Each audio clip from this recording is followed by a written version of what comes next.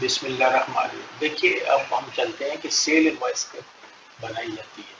सबसे पहले हम बनाएंगे कि अभी हम नई सेल इनवॉइस बनाने लगे हैं, तो मैं क्लिक करता हूँ न्यू को। ये न्यू को जब मैंने क्लिक किया तो ये कर्सर आप देखें यहाँ आके सेल डेट के आगे रुक गया है, यानी वो मार्केट इनवॉइस नंबर पे वो नहीं जाता, ये सिस्टम खुद से जनरेट करता है। जब आप कोई एक्टिविटी करते हैं, कोई इनवॉइस बनाते हैं, एक ट्रांजेक्शन हो गया तो एक इनवॉइस नंबर लगाते हैं। डेट के मतलब ये है कि आप आज की डेट डाल सकते हैं, यहाँ से पुरानी डाल सकते हैं, लेकिन फ्यूचर डेट नहीं डाल सकते। मैंने इसको यहाँ डाली और वो मुझे सीधा ले गया इनवॉइस टू रेफरेंस पे। ये कॉस्ट सेंटर से वो आगे निकल गया क्योंकि मैंने कॉस्ट सेंटर डिफाइन किया। यहाँ अपने अगर आपने याददाश्त के लिए चीज लिखना चाहते हैं लिख सकते हैं, और अगर आपका ये वॉक इन कस्टमर है, जैसे कि हमारे सिस्टम में 61001 एक वॉक इन कस्टमर है। वॉक इन कस्टमर का मतलब है बंदा आया काउंटर पे, उसने टिकट खरीदी, इनवॉइस ली और चला गया पैसे देके। इसका मतलब है कि आप उसका वैसे रिकॉर्ड नहीं रखना चाहते, उसका कोई लेक्चर नहीं मेंटेन करना चाहते, तो उसको हम कहते हैं वॉक इन कस्टमर। तो अगर आप चाहते हैं उसकी इनवॉइस प्रिंट करनी है और उसके ऊपर ज़ाहिर है हम वॉक इन तो नहीं लिखेंगे क्योंकि कस्टमर इनवॉइस के ऊपर तो कस्टमर का नाम आता है। तो अब यहाँ पे जो लिख देंगे, जैसे कि मैं लिख दूँ मिस्टर तारिक इजाज, तो जब मैं इसकी इनवॉइस प्रिंट करूंगा तो उसके ऊपर मिस्टर तारिक इजाज आएगा। और अगर आप इसकी नहीं जरूरत तो आप जस्ट एंटर कर दें। यहाँ पे कस्टमर नंबर पे आके रुक गया। चूंकि ये फील्ड एक मैंडेटरी फील्ड है, लाजमी आपने कस्टमर नंबर डालना। तो अगर आप यहाँ पे एंटर दबाएंगे तो फिर भी लिस्ट दे देगा, अगर आप इसको दबाएंगे 3 नुक्तों को फिर भी लिस्ट देगा, और अगर आप राइट क्लिक माउस करेंगे तो फिर भी लिस्ट पे आप जा सकते हैं। तो कोई भी ऑप्शन ले लें, जैसे मैं सिर्फ एंटर दबाता हूँ तो उसकी लिस्ट। यहाँ मैं ढूंढना चाहता हूँ जैसे से हसीब साहब का नाम, तो मैंने हसीब लिखा और मैंने एंटर कर दिया और उससे मुझे जी ये हसीब साहब है, मैंने कर दी ठीक है, अब उसका नाम आ गया। इसी तरह सेल पर्सन का आ गया। अगर आपने ये टिकट सेल के थ्रू बेची है और आपका स्टाफ है तो आप क्लिक करेंगे, लिस्ट दे देगा, उसमें चूज कर लेंगे। अब यहाँ मैंने नहीं करना तो मैंने एंटर किया। ये है वो आइटम कि आपने क्या बेचा है, तो ये लिस्ट दिखा रहा है कि टिकट है, उम्रा है, वीजा है, इंश्योरेंस है, मिसलिन जो भी है। फॉर एग्जाम्पल मैं कहता हूँ जी ये टिकट ही है, तो मैं टिकट एंटर कर दूंगा। अब आगे जाके टिकट का मैंने डाला, तो जैसे 21411111234 ये मैंने टिकट नंबर डाल दिया और मैंने एंटर कर दिया। यहाँ वो ये 3 डॉट दे रहे, इसका मतलब ये है। और ये फील्ड भी लाजमी एंट्री है। इसका मतलब अगर मैं यहाँ एंटर दबाऊंगा तो मुझे लिस्ट दे देगा कि भी किस बंदे की टिकट है। अगर उस पुरानों में से मैं यहाँ से सिलेक्ट करूंगा, मुझे डालना नहीं पड़ा। और ये है मैंने टिकट कितने की बेची। फॉर एग्जाम्पल मैंने उसको टिकट बेची 1 लाख रुपए की, तो मैंने 1 लाख डाल दिया। मैंने खरीदी कितने की, यानी मैंने जिस भी एजेंसी से ली उसको मैंने कितने देने, मैंने 90,000 देने। इसका मतलब है लाख रुपए की टिकट खरीदी, बेची, 90,000 की खरीदी, 10,000 मेरा प्रॉफिट हुआ।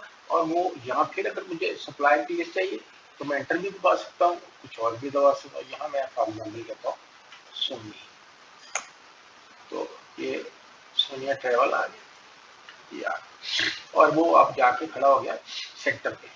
सेक्टर में अब मैंने कहा जी ये टिकट जो है ना लाहौर जद्दा लाहौर, ये मैंने एंटर कर दिया। ये है सेल टैक्स, यानी ये इसको सेल टैक्स में अगर आप चाहते हैं इंक्लूड नहीं करना, यानी इस पर आपने पीआरए नहीं देना तो इसको चेक कर दें, वरना ये इसका मतलब नहीं देना। ये बाकी चीजें जो ये सारी ऐसे ही है, आप डिपार्चर डेट डालें, अराइवल डेट डालें। अब कहते हैं यार मैंने तो और कुछ नहीं डालना, तो आप आगे चलो और दूसरी पे जाओ, या आप समझते खत्म हो गया तो एग्जिट कर दें, या इसको आप चाहते नहीं मैंने एक और इस पे बनानी तो आप सेल एंड न्यू कर दें। और अगर आप चाहते हैं यार बस ये हो गया है, इसको सेव भी कर ले और इसको प्रिंट भी करते हो, प्रिंट इनवाइस करेंगे तो वो सेव भी करेगा और प्रिंट भी करेगा इनवाइस को।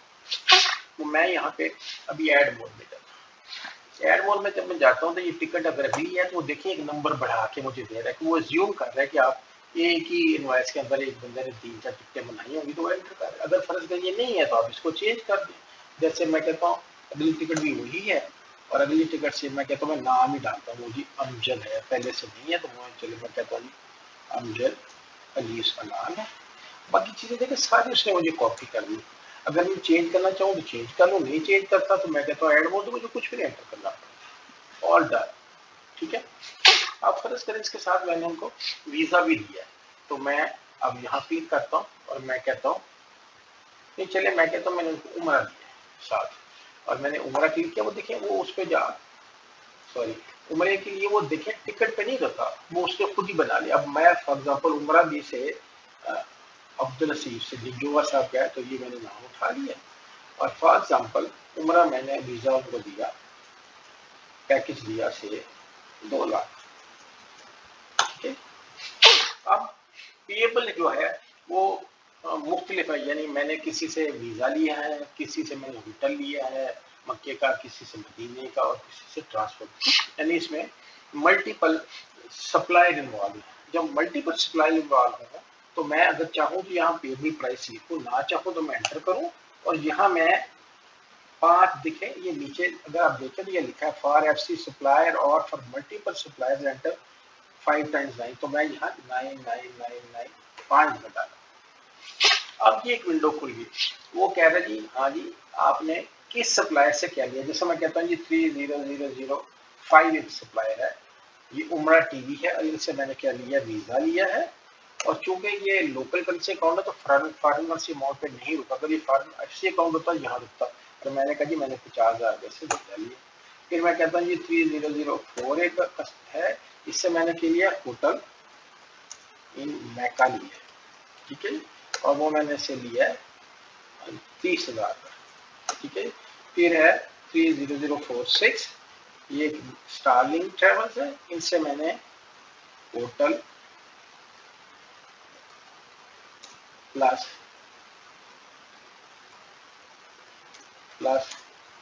ट्रांसपोर्ट ली है, से वो मैंने 1 लाख की ली है, तो ये हो गया। अब ये मैं कहता हूँ ये इतना ही है, मैंने एंड किया, तो देखिए वो यहाँ खुद ही 1,80,000 ले गया, और यहाँ मैं कहता था जी अब मैं चूंकि उम्र क्लिक यहाँ है ना, तो वो मैं ये दबाऊंगा तो वो जो मैंने पहले एंटर किया था ना, वो मुझे उम्र जो मैंने एंटर डाले हुए था वो दिखा दिया, मैंने कहा जी ये 21 डेज वाला है, तो मुझे डालना नहीं पड़ा।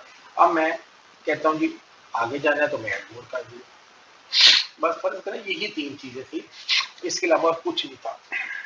तो अगर मैं फर्ज करूँ, मैं कहूँ कि यार ये इसको मैंने ठीक करना है, तो जिस भी लाइन को ठीक करना आप क्लिक करें वो वहां लीजिएगा, जिस भी लाइन पे फॉर एग्जाम्पल आप कहते हैं यार ये तो जो 90,000 था ये तो समझे 85,000, तो इसको 85 कर, ठीक है। और अब मैं इसको सेव कर लेता हूँ, अगर मैं प्रिंट करूंगा तो तब भी वो सेव करेगा।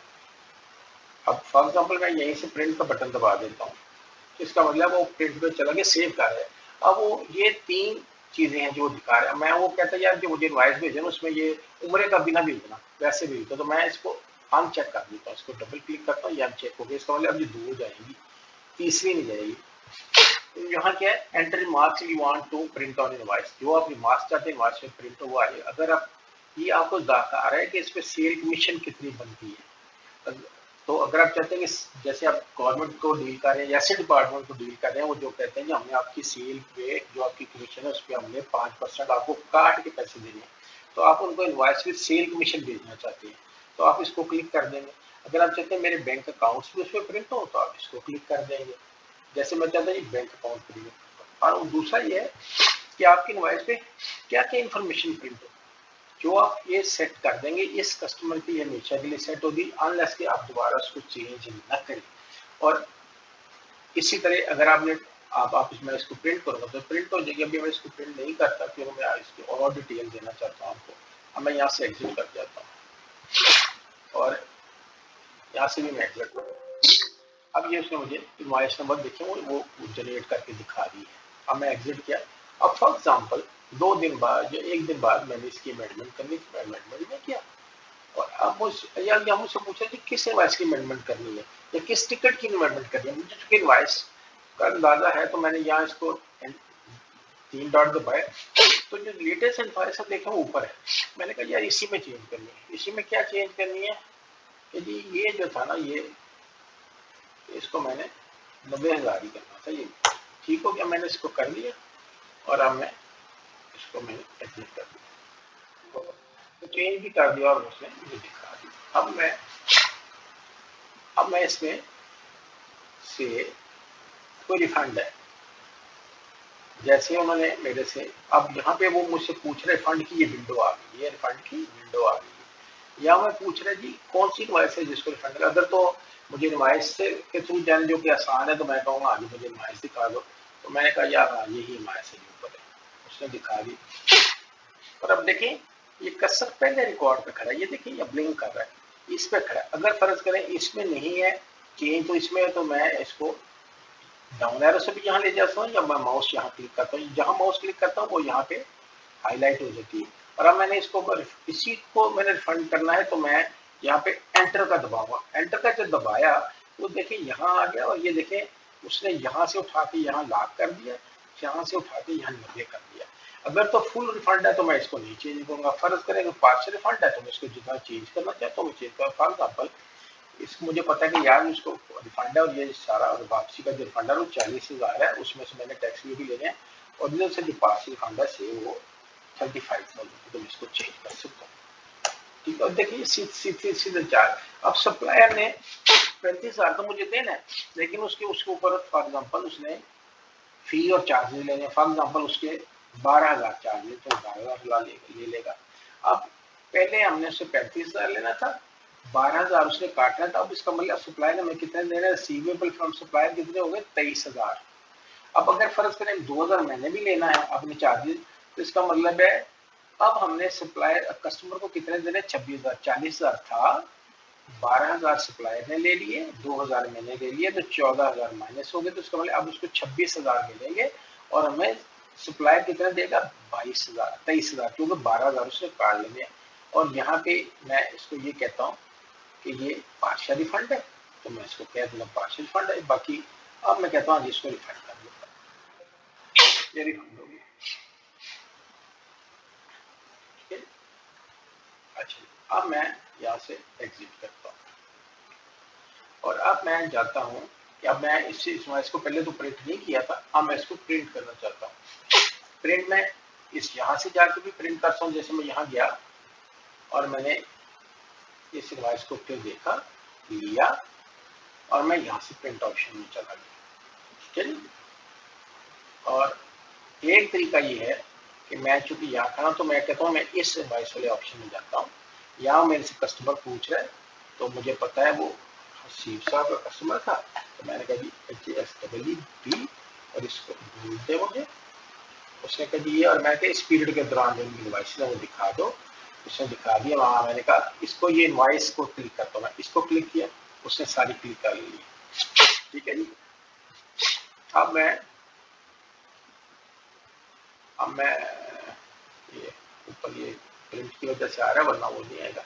अब मैं चाहता हूँ यार जो है ना वो देखिए ये रिफंड भी इसमें आ रहा है, मैं कहता हूँ sale and refund both print करो। नॉर्मल सिस्टम में क्या होता है कि इनवॉइस अलग होती है और रिफंड एक, ये